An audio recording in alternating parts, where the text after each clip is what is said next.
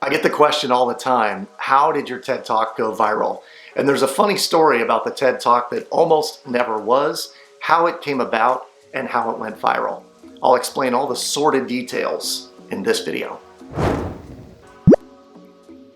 There are now thousands, probably tens of thousands of TEDx talks available online, and I have 2 of them that came about in the exact same way. Some time ago, I made a decision to put a very simple statement at the bottom of my emails. It was below the signature, below a double dash line, and it simply stated, "It is one of my big dreams to deliver a TED Talk. If you know of anyone that could help me do that, I'd be forever in your debt." That was it. A simple ask that I threw out into the digital ether every time an email was sent. About 6 weeks after I sent out my new email signature line, I received an email from a student who had seen me present at a number of conferences. In his email, he said, "Hey Adam, I'm on the curation team for a TEDx event at my university. You were the first person I thought of."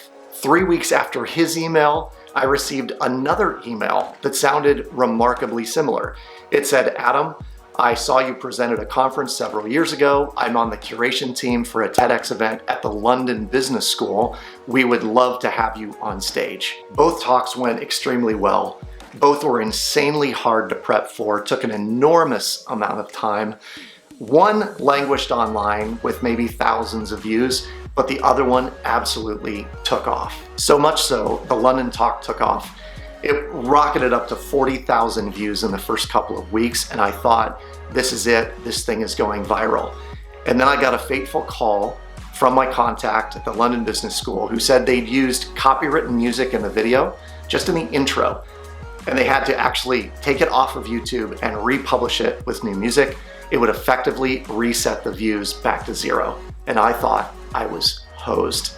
However, it was back up to 40,000 views within just a few weeks, and then it kept going, kept climbing day after day. It hit 500,000 views, then it hit 1 million views. Today it sits just shy of 5 million views. It is a featured video on the TED.com main site, and it is on tons and tons of playlists. Now this video went viral for a number of reasons, and I'm going to share just a few of those with you right now. Now, I first must say, I don't know exactly why this thing went viral, but I have a good idea based on some of the feedback and comments from other people who've had viral talks.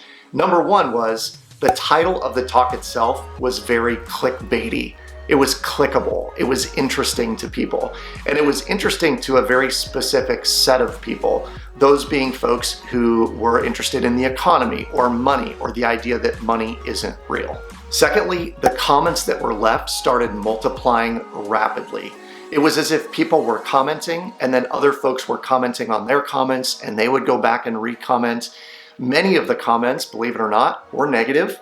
There were a lot of people who were really critical about the message, about the messenger, and about the topic in general. Third reason I think it went viral is the number of likes to dislikes was disproportionately high. I had a significant number of likes and a very insignificant number of dislikes.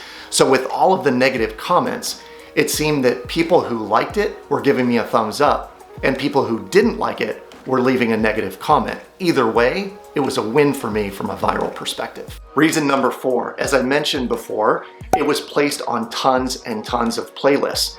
And I think based on YouTube's algorithms, the more playlists that your video is placed on, the more organically your video shows up in the search queue.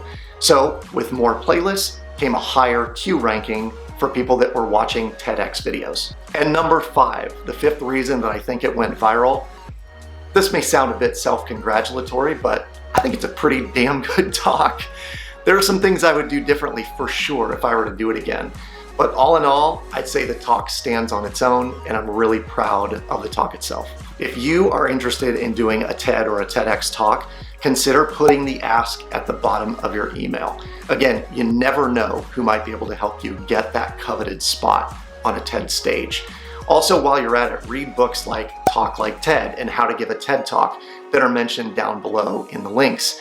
Last but not least, follow and watch your favorite TED speakers and break down their talks. Where do they pause? Where do they use humor? How do they use the stage? Literally everything can be broken down to make your talk even better. Comment below if you have any suggestions or comments, and I will get back to you personally. While you're there, subscribe to the channel and share this with a friend who might have a TED Talk or wants to do one. Here's an idea worth sharing.